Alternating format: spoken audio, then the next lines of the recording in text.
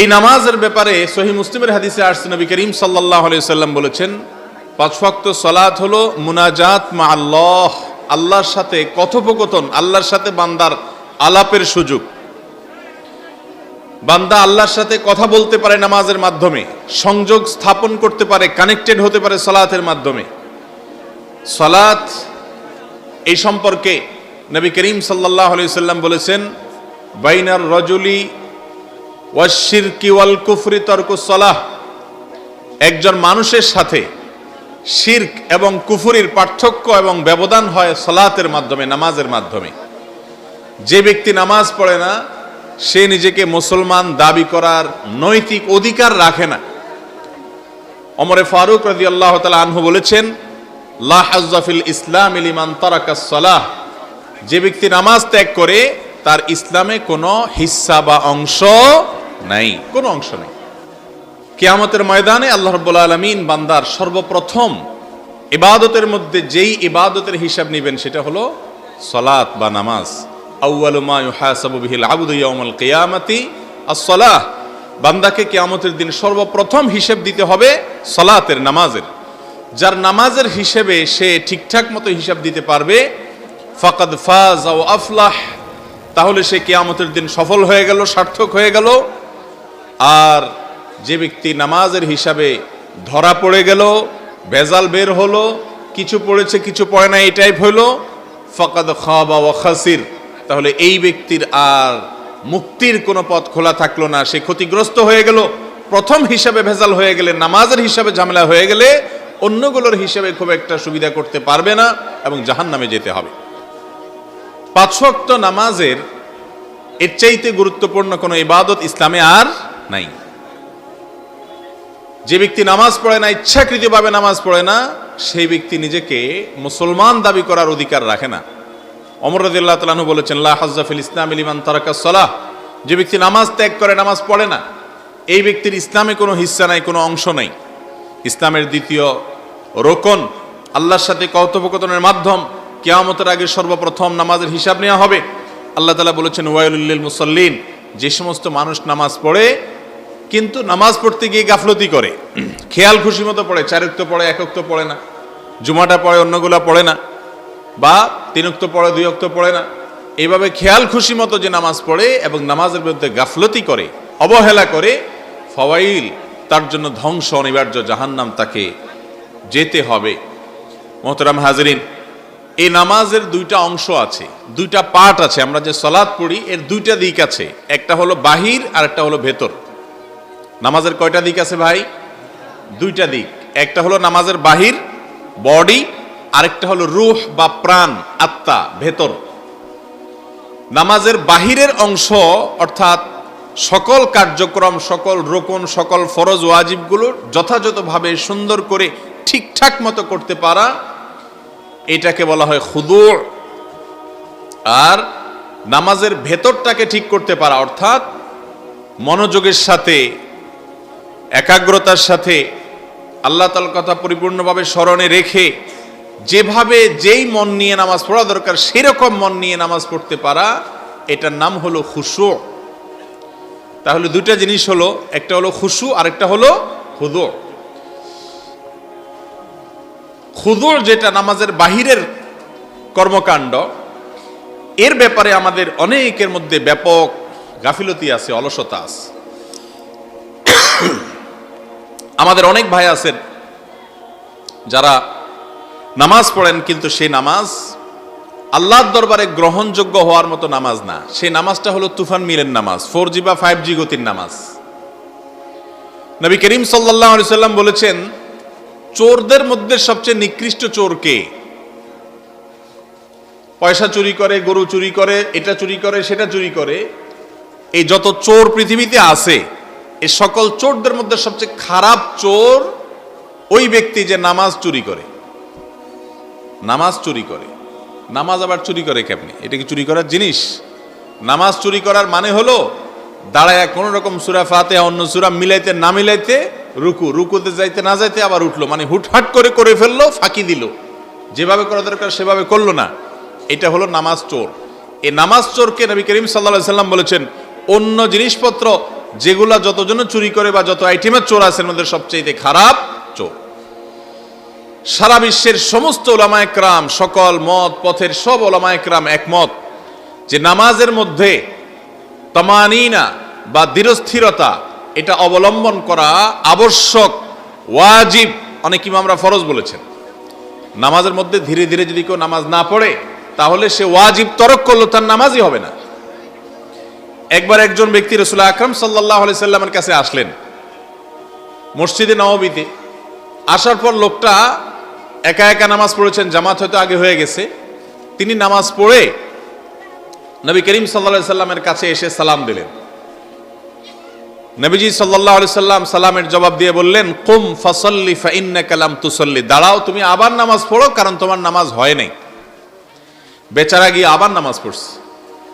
এরপরেও একইভাবে নামাজ পড়ে এসে সালাম দিয়েছে। নবী করিম সাল্লাল্লাহু আলাইহি সাল্লাম তাকে আবারও ফেরত দিলেন, বললেন নামাজ হয় না, আবার পড়ো। এভাবে 3 বার পড়াইছে, কোন কোন বর্ণনায় 4 বারের কথা আসছে।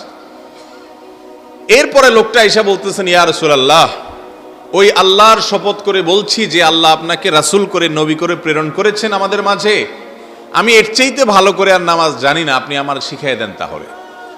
তখন রাসূল করিম সাল্লাল্লাহু আলাইহি সাল্লাম তাকে নামাজ শিখিয়ে বললেন যে তুমি যখন নামাজের জন্য দাঁড়াবে তখন তুমি খুব সুন্দরভাবে দৃঢ়স্থিরতার সাথে সূরা কেরাত পড়বে। এরপর যখন রুকুতে যাবে তাহলে রুকু করবে তুমি হাত্তা তাতমাইন্না রাকিআন, তুমি রুকুতে গিয়ে একেবারে স্থির হয়ে শরীরের অর্ধেককে ভেঙে দিয়ে আল্লাহর সামনে অবনত হয়ে একটু স্থির হয়ে থাকবা। তারপরে তুমি উঠবা। মাথা খাড়া করার পর সোজা করেই আবার দৌড় দিবা এটা না, সোজা করে তোমাকে কিছুক্ষণ অপেক্ষা করতে হবে। কমপক্ষে একবার সুবহানাল্লাহ বলতে যে পরিমাণ সময় লাগে, টান টান আগে সোজা হবেন, এরপরে সুবহানাল্লাহ বলার অপেক্ষা করবেন, তারপরে আবার রুকুতে যাবেন। রুকুতে যাওয়ার পরে স্থির হয়ে অপেক্ষা করবে। এরপরে রুকুর তাসবিহগুলো পড়ার পর আবার বসবে। বসার পর আবার স্থির হয়ে একটু অপেক্ষা করতে হবে, তারপরে আবার সিজদা করবে। এইভাবে গোটা নামাজ পড়তে হবে। রাসূল আকরাম সাল্লাল্লাহু আলাইহি সাল্লাম যেভাবে নামাজ শিখাইছেন, এইভাবে নামাজের সাথে আমাদের মসজিদগুলোতে বা আমরা ব্যক্তিগত জীবনে বাসা বাড়িতে যে আইটেমের নামাজ পড়ি, আপনি যদি মিলায় দেখেন দেখবেন যে আমাদের বেশিরভাগ লোকের নামাজ হয় না। আমরা শুধু উঠবস করি। আমরা শুধু কি করি ভাই? উঠবস করি। রুকুতে যাইতে না যেতে পারি দাঁড়াই বেশ, দাঁড়াইতে দেরি, উঠতে না দেরি, উঠতে না উঠতে দেরি, আবার সিজদা চলে গেছে। এইভাবে হুলস্থুল করে তাড়াহুড়া করে যদি নামাজ পড়া হয় তাহলে এই নামাজ সম্পর্কে নবী করিম সাল্লাল্লাহু আলাইহি সাল্লাম বলেছেন এটা হলো কানাকরিদ দিক, মুরগির ঠোকরের মতো। মুরগি যেরকম ঠোকর দেয় আদার খাওয়ার সময় টপ টপ করে, রুকু সিজদা এরকম ঘন ঘন মারে যারা, তাদেরকে নবী করিম সাল্লাল্লাহু আলাইহি সাল্লাম এই কথা বলেছেন। তো নামাজের মধ্যে বাহিরের দিক এটা যদি ঠিকঠাক করেন, কোন কোন ক্ষেত্রে নামাজের ভেতরের দিক এমনি ঠিকঠাক হয়ে যায়। এই জন্য সালাত আদায় করার সময়, নামাজ পড়ার সময় তাড়াহুড়া করা যাবে না। খুব ধীরস্থিরতার সাথে করতে হবে। প্রত্যেকটা রোকনকে আস্তে আস্তে করতে হবে। হুযায়ফা ইবনে ইয়ামান রাদিয়াল্লাহু তাআলা আনহু, নবী করিম সাল্লাল্লাহু আলাইহি সাল্লামের অত্যন্ত প্রিয় একজন সাহাবী, তিনি বলেছেন এক ব্যক্তি নামাজ পড়ছে খুব হুলস্থুল করে, তাড়াহুড়া করে, কোন রকম রুকু সিজদা করে। ওই ব্যক্তিকে হুযায়ফা ইবনে ইয়ামান রাদিয়াল্লাহু তাআলা আনহু বললেন, নামাজ শেষ হয়েছে আর ডেকে বললেন, ভাই তুমি এইভাবে তাড়াহুড়া করে কত বছর ধরে নামাজ পড়তেছ? তখন লোকটা বললেন, আমি 40 বছর ধরে এইভাবে নামাজ পড়তেছি। হুযায়ফা রাদিয়াল্লাহু তাআলা তখন বললেন, আল্লাহর শপথ করে বলছি 40 বছর যদি তুমি এই তাড়াহুড়া মার্কা নামাজ নিয়ে কবরে যাও, যে নামাজ পড়ছো এটা পড়তে পড়তে যদি তোমার মৃত্যু হয়, তাহলে তোমার এই মৃত্যুটা মুহাম্মদ সাল্লাল্লাহু আলাইহি সাল্লামের শরীয়ত মানতে মানতে হলো না, তার শরীয়তের খেলাফ কাজ করতে করতে তোমার মৃত্যু হলো। অর্থাৎ তোমার নামাজ আল্লাহর কাছে গ্রহণযোগ্য হবে না। আমাদের মা বোনরা অনেকে খুব হুলস্থুল করে নামাজ পড়েন, এবং পুরুষদের মধ্যে রোগ আছে যে তারাও অনেকে আমরা হুলস্থুল করে নামাজ পড়ি।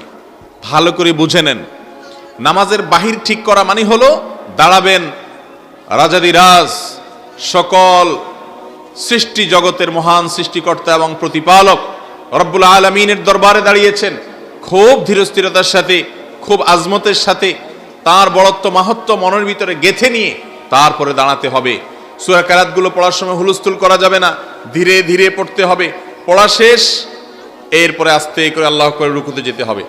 রুকুতে যে আগে সোজা হবেন, পিঠ এবং মাথা সমান হবে, হাঁটু দুই হাঁটুকে ভালো করে শক্ত করে ধরে অপেক্ষা করবেন। কিছু সময় অপেক্ষা করবেন। সুবহান রাব্বিয়াল আযীম, আস্তে আস্তে মুহাব্বতের সাথে আল্লাহর পবিত্রতা বর্ণনা করছি, তার পবিত্রতা নিবেদন করবেন, বর্ণনা করবেন।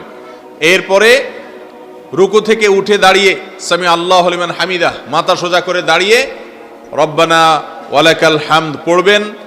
তারপরে আল্লাহু আকবার বলে যাবেন। পুরা টান টান সোজা হয়ে এগুলো পড়বেন। আমরা অনেকে এগুলো পড়ি পথের মধ্যে, এগুলো পড়লে নামাজ সুন্দর হবে না। পথের মধ্যে পড়া বুঝছেন, দাঁড়ানো অবস্থাতে সামি আল্লাহু লিমান হামিদা বলতে বলতে দাঁড়াই, আর রব্বানা লাকাল হামদ যাইতে যাইতে বলে ফেলাই, আল্লাহু আকবারও পথে বলে ফেলাই। যত কাজ আমরা শর্টে সরে ফেলতে পারি। ভাবটা এমন যে যদি কোনো সুযোগ থাকতো যে উঠবসগুলো এখন নামাজের মধ্যে করে নিলাম আর দোয়া কারাতগুলো যাইতে আসতে পথে পড়ে নিলাম রাস্তাঘাটে, তাহলে মনে হয় সহজ হইতো আমাদের জন্য। ভাইরা আমার, আমাদের নামাজ আজ জীবন্ত নামাজ না, জীবন্ত নামাজ না। যার কারণে দেখবেন যে মানুষ নামাজ পড়ে আবার অপকর্ম করে, অথচ আল্লাহ বলেছেন ইন্নাস সালাতা তানহা আনিল ফাহশাই ওয়াল মুনকার, অশ্লীল এবং সকল খারাপ কাজ থেকে বাঁচিয়ে রাখে নামাজ। আর আমাদের নামাজ আমাদেরকে অন্যায় থেকে, অশ্লীলতা থেকে বাঁচাতে পারে না, কারণ এই নামাজের দেহ নাই, প্রাণও নাই। তাহলে নামাজের দেহ হলো প্রত্যেকটা অঙ্গ প্রত্যঙ্গকে ঠিকঠাক ভাবে ধীরস্থিরতার সাথে পড়া, এটা হলো নামাজের বাহির ঠিক রাখা, দেহ এবং স্ট্রাকচারটাকে দাঁড় করানো। আজ থেকে আমরা সবাই নিয়ত করবো ইনশাআল্লাহ 5 ওয়াক্ত নামাজ এবং যত নামাজ আমরা পড়বো অন্য সুন্নত নফল সমস্ত নামাজগুলোকে যে যত আস্তে আস্তে পড়তে পারবেন, ধীরে ধীরে পড়তে পারবেন, সময় নিয়ে পড়তে পারবেন, তার নামাজ আল্লাহর কাছে তত সুন্দর, তত গুরুত্বপূর্ণ, তত মর্যাদাপূর্ণ, তত দামি। চেষ্টা করবো তো ইনশাআল্লাহ, খুব ধীরস্থিরতার সাথে পড়বো। শয়তান আমাদেরকে নামাজের মধ্যে দাঁড়াইলে দুনিয়ার সব কথা মনে করাই দেয়, আরে ওই কাজ বাকি আছে, সেই কাজ বাকি আছে, অমুক কাজ রয়েছে, এই জন্য তাড়াহুড়া করে নামাজ শেষ করতে হবে। অথচ আমরা 4 রাকাত নামাজ পড়তে মিনিমাম 10 থেকে 12-13 মিনিট সময় দেওয়া উচিত, তাহলে যে মোটামুটি সেটা কোনো রকমের নামাজ হবে।